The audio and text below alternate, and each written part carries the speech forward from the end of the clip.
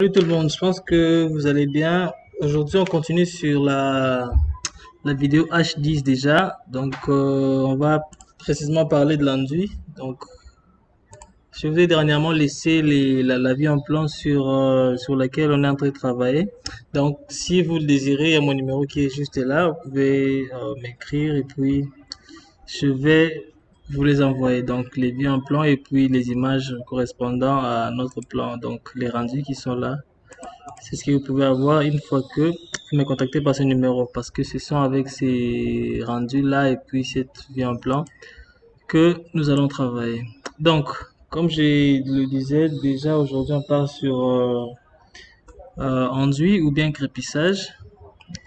Ce qu'on doit savoir à ce point, c'est que le crépissage dépend, les dosages sur crépissage dépendent de la destination des travaux. Cela veut dire il y a l'enduit qui sera à l'extérieur et puis à l'intérieur de la maison. Alors, c'est par rapport à la destination de ces travaux que nous trouvons les dosages pour enduit.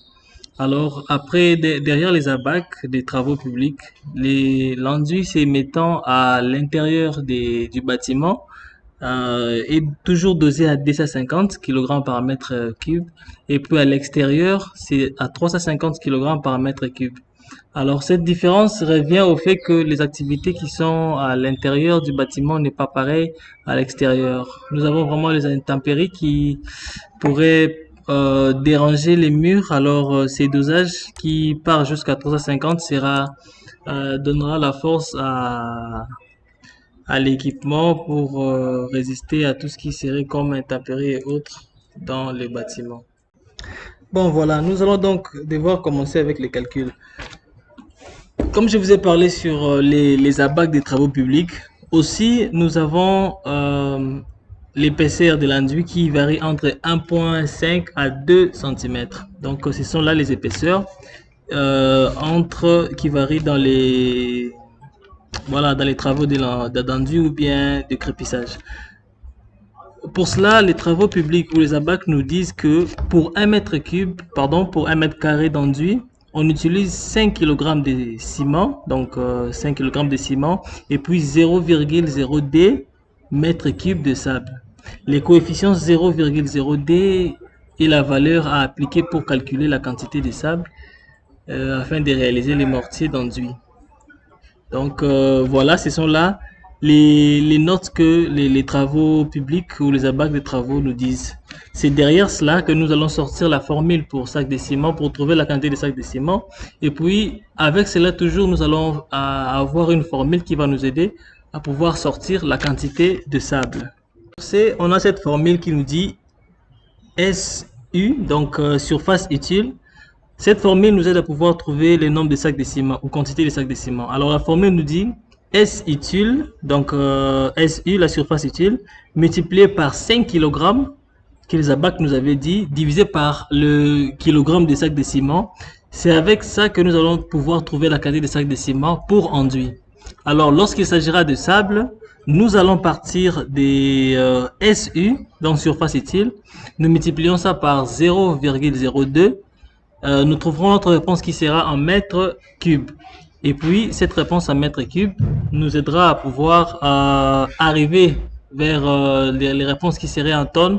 Une fois nous allons multiplier cette réponse-là par 1,5. Voilà, notre calcul maintenant va se baser sur les murs intérieurs. Et comme nous nous sommes entendus déjà, les murs intérieurs sont dosés à 250 kg par mètre cube. Ce que nous devons passer, c'est de savoir d'abord la hauteur. Sur ce qui concerne la hauteur, j'ai fait les dernières vidéos ou les récentes vidéos H2, H3, 4, 5. C'est par là qu'on a trouvé la hauteur de notre maison. C'est à partir de là aussi que nous avions calculé les nombres des blocs qu'on devrait avoir pour le bâtiment. Alors d'après cela, nous avions eu comme hauteur de bâtiment qui était à 3,50 mètres. Vous voyez. Alors le périmètre aussi était calculé sur vidéo HD.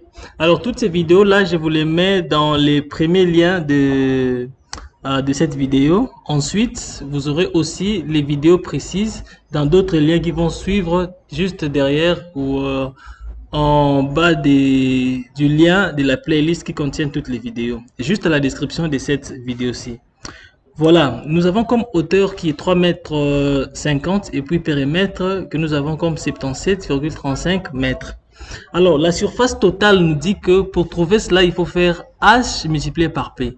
H multiplié par P veut dire hauteur multipliée par périmètre. Une fois nous multiplions hauteur par périmètre, c'est ce qui va nous amener à pouvoir connaître exactement la surface totale que nous avons dans notre bâtiment. Alors, nous allons vite prendre une calculette et puis calculer ça ensemble.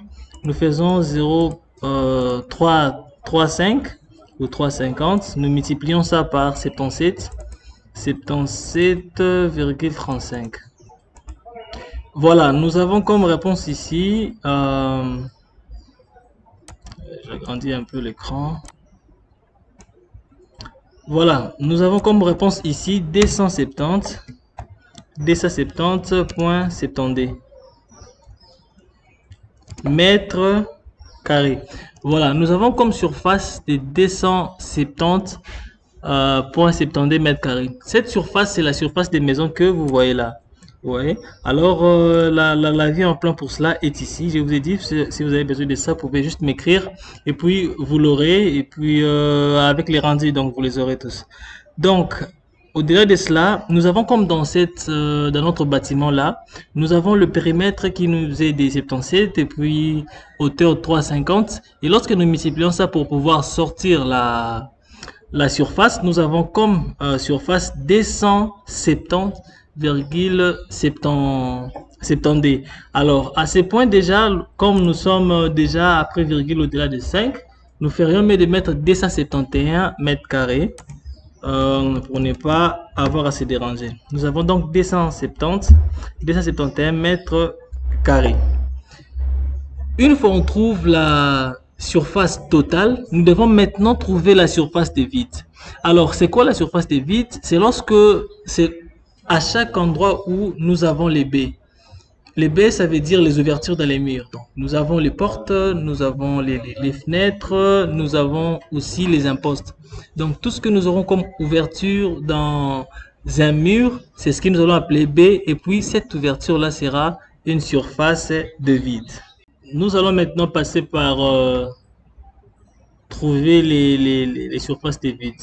Donc, on enlève là, on a 1, 2, 3, 4, 5, 6, 7, voilà. Et une ouverture là, 7, 7, voilà, 8, 8, nous sommes là, 9,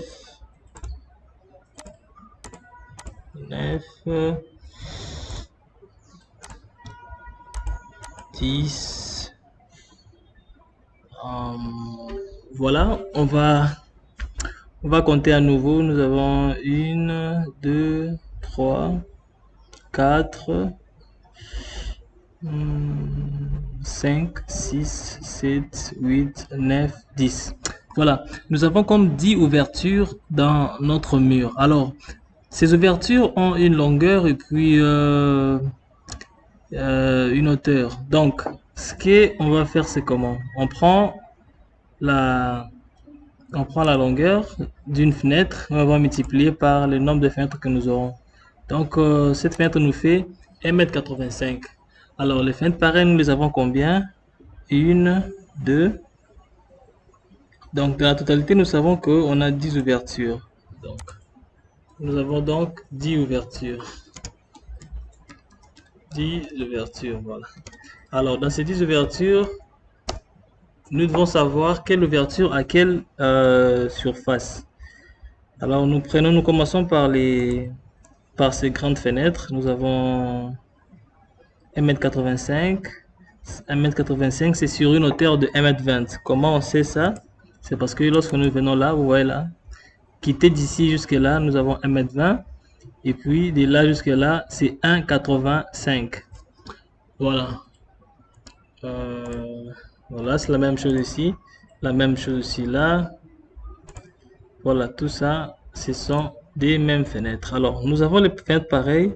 1, 2, 3, 4. Nous avons 4, 5. Voilà. 1, 2, 3, 4, 5. Nous allons faire 1,85 m multiplié par... Nous allons donc faire 1,85 m. Voilà, 1,85 m. 1,85 m. Nous allons multiplier ça par 1,20. Multiplier ça par 1,20, c'est pour nous avons comme réponse 2,22. Alors, les 2,22, nous allons multiplier cela par 5 parce que nous avons 2,22 mètres carrés. Alors, le 2,22 mètres carrés, nous allons multiplier ça par 5 parce que 2,22, c'est la surface pour une ouverture. Alors, parce que nous avons ces ouvertures 1, 2, 3, 4, 5, nous allons donc multiplier les 2,22 par 5. 2,22 par 5, nous faisons 2,22, nous multiplions ça par 5. Nous avons comme surface de 11,1 mètres carrés. Alors, nous avons 5 ouvertures qui nous donnent, on va calculer, ce qui nous donne 11,1 mètres, voilà, 11,1 mètres carrés pour 5 ouvertures. Pour 5 ouvertures. Alors, au-delà de cela, nous avons encore 5 autres ouvertures que on va cette fois, je pense, additionner par rapport à chaque mesure. Donc, nous commençons par celle-ci. On va mesurer. On a toujours la hauteur des... Voilà, nous sommes ici dans la salle de bain. Donc là, déjà, on est un peu élevé. Ça veut dire que, je vous montre l'image. Donc, on est là, ouais, on est ici. On n'a pas une hauteur de 1,20 m, mais plutôt de 50. La hauteur ici est de 50. Maintenant, la largeur, c'est ce que nous allons tous connaître une fois on calcule ici. Donc, on vient là, nous prenons ça, et puis ça. Donc, nous avons une largeur de 1,10, donc 1,10 m. Et puis, la longueur, elle est de 50 cm. C'est ce qu'on va vite calculer parce que on a...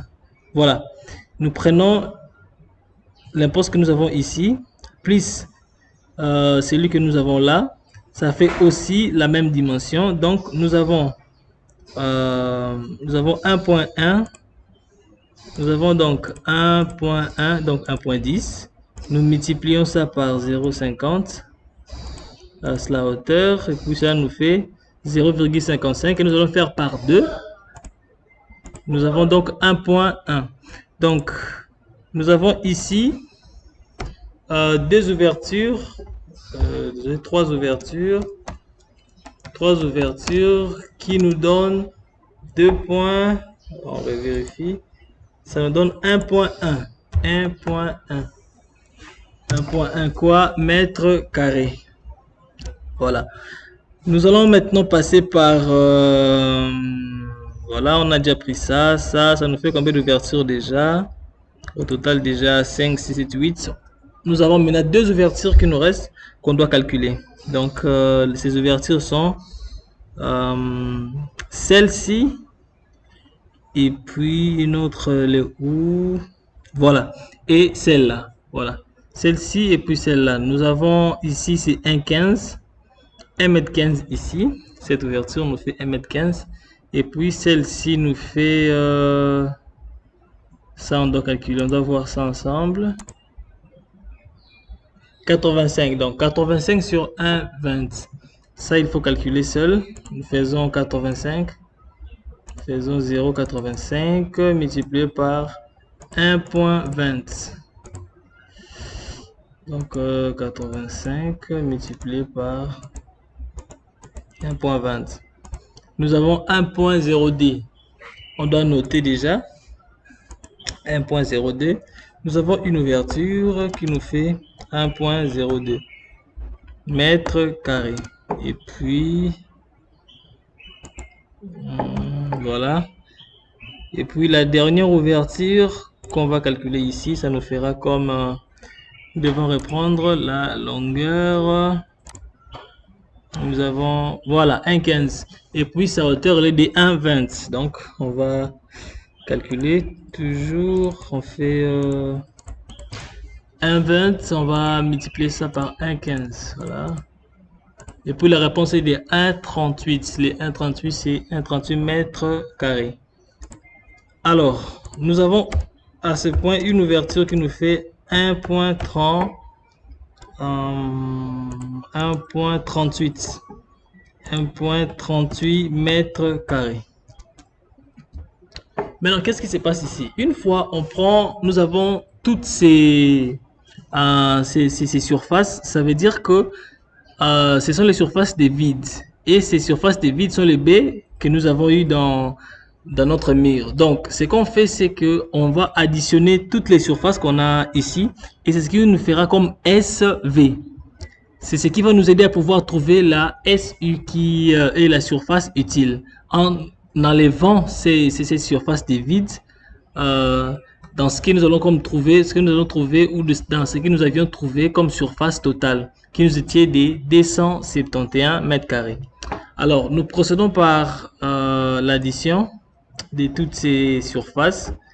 Donc, SV est égal à 11,1 plus 1,1 plus 1,0D plus 1,38. Alors, nous allons devoir passer par les calculs. Nous avons là 11,1 additionner. Voilà, il faut additionner. Nous faisons 11,1. On additionne ça par 1,1.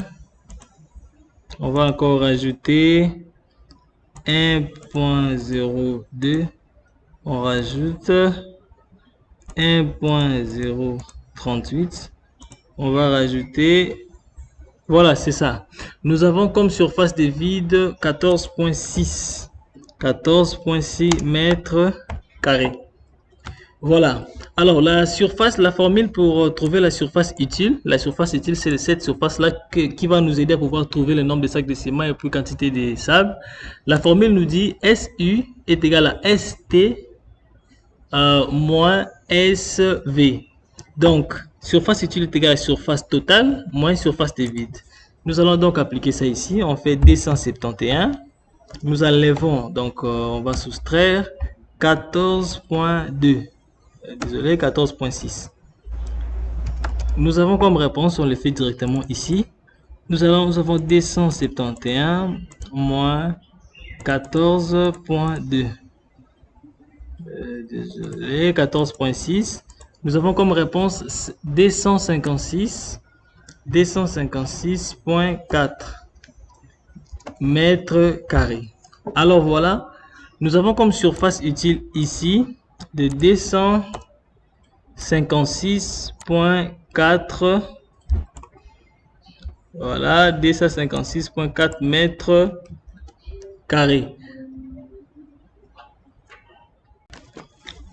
Voilà, maintenant on va passer par comment trouver la quantité du ciment pour cette surface.